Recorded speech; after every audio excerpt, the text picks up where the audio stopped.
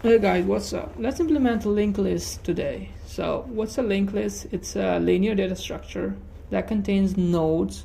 So each node is a data and then next, a pointer or a reference to the next node in the list. So we can think of it as a bunch of boxes, whereas each box has a data and a reference to the next node in the list.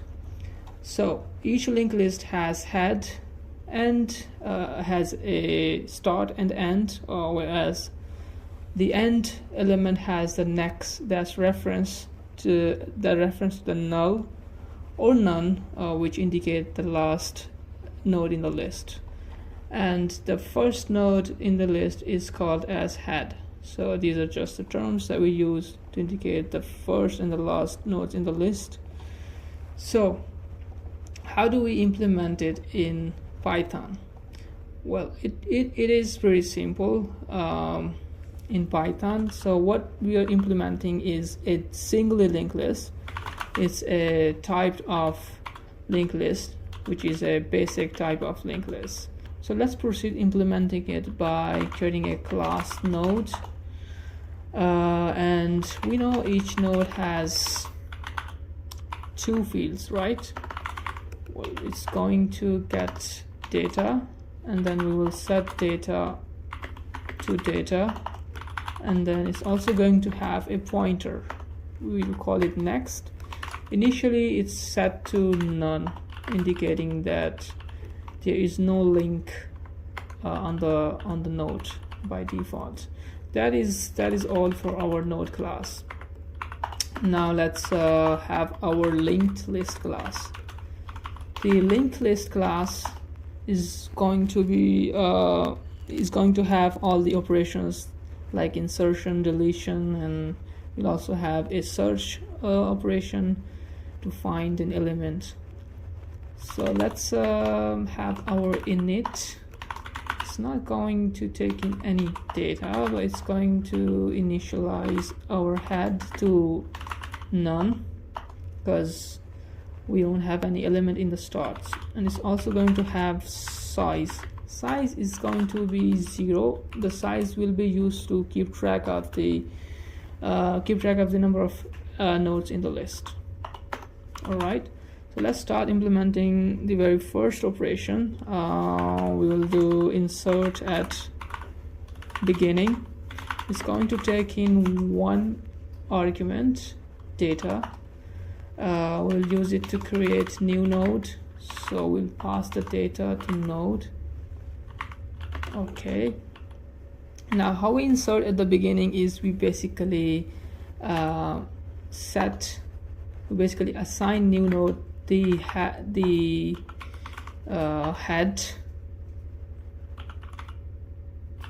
No, I think first we need to have a pointer set up. So first we set the new nodes next to the self.head to point to the first node in the list, and then the self.head itself would become the new node. So this is saying that we have a new node that will be connected to the start of the list, and then the start of the list, the very first element, will itself be the new node. Yep, and that is all. We also need to increment our size, indicating that we have an addition.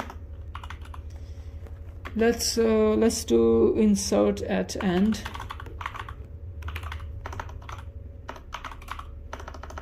I cannot type. Insert at end is also going to take in one argument, data, and similarly we will create our node by passing in the data, and then we'll check if self.head, the very first node, is none, which means there's no node at all. In that case, we simply need to assign self.head new node. Okay, and we'll also have to increment self.size, and do an early return. But in case we have elements in the node, then we'll have to traverse. So for this, we'll have a temporary variable that going to hold in our start of the node, or sorry, start of the list, and we will traverse through the list by checking if current.next is not none,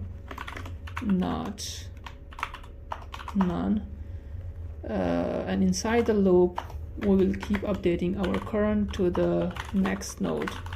This will effectively update our current to the last node in the list, and once we have the last node, we simply can assign the last node next the new node. So this will effectively insert the new node at the end of the list. And we will also have to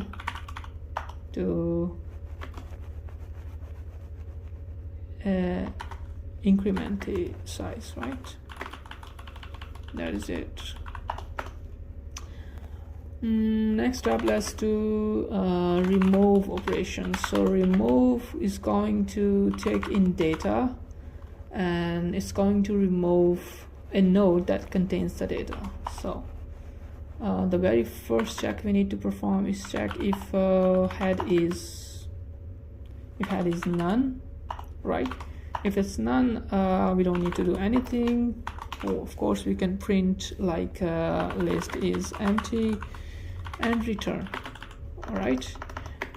In this case, we can keep returning booleans, right? Can keep. We cannot have type, but doesn't matter. So we can return false, which means. Okay, let's remove that. Let's remove types.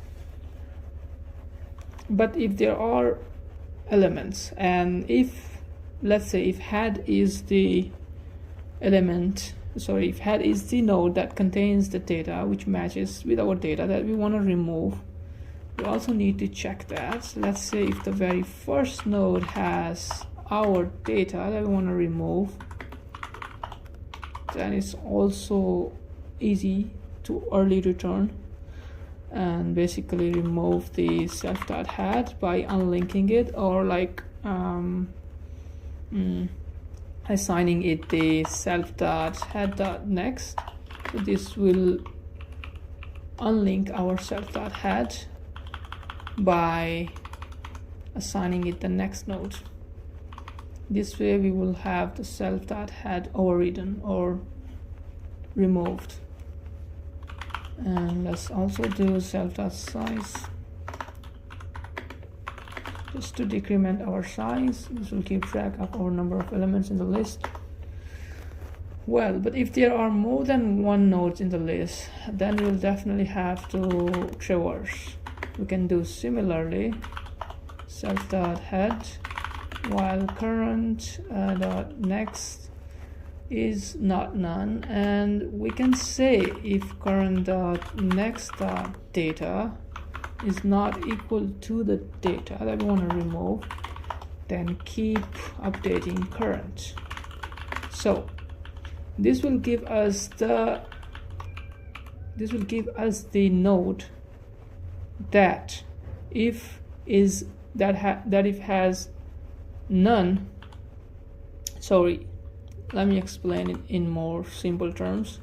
So it will give us the node that has the next as none, which will indicate we have reached the last node in the list and could not found the data. But let's say if current.next is not none, if it's not none, this means that we have found a node that's data matches with our data. This way we want to remove the current.next by skipping one node. How do we do that? We simply override by saying current.next.next. This will effectively unlink the current.next from our linked list. All right. then we can say return true. If this is not the case, we will return false to indicate that there was no node found to be removed. Okay, let's implement one more operation. This is going to be search. It's going to take in one argument, and then we will definitely traverse while current, and we can say if current.data is the data, then return true. Also keep updating current to next, and then if not found, return false. Okay, we can have a display which is very similar. It does not take in any arguments and does not return boolean. All it does is print. What it prints is it prints the data, and let's keep going to have an arrow at the end. We can print none at the end because the last node points to none. Okay, this will give us a nice representation of our data in the list. I think that is it. We can also have few more operations if you want, like remove at the position, or we can also reverse the linked list. But yeah, it's gonna make our video more comprehensive than this, so let's not do that. Instead, let's test out our current implementation. Linked list, let's insert at the beginning. What do we want to insert? Let's do this bunch more times. 5 7 hotel 7 8. Okay, let's display. You know what, let's also see if we can remove. Let's remove 8. It should return true, and let's remove 0. It should return false because we don't have 0 in the list. And let's also search. We want to search 6. Okay, let's have search.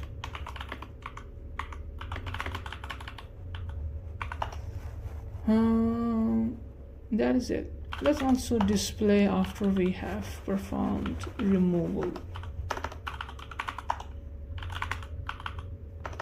What's going on? What's going on with my keyboard? I cannot type.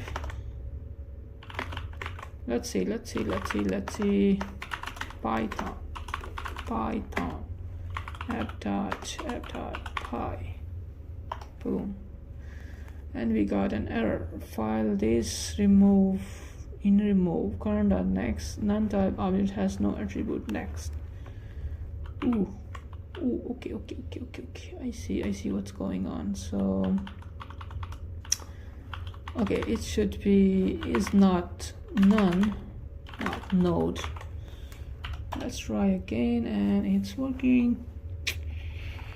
Okay, we do remove 6 and we could not found 0. We also were able to search for 6, and then we printed the list that has 6 missing, which means the remove method is working fine. So that is pretty much it for this video. I hope you found it helpful, and yes, let's see what we will implement next. I think we can do binary search tree, or we can also do You can also do double a linked list. We'll see what we are going to do in our next video. That is it for today. Thanks for watching, and I'll see you in the next one.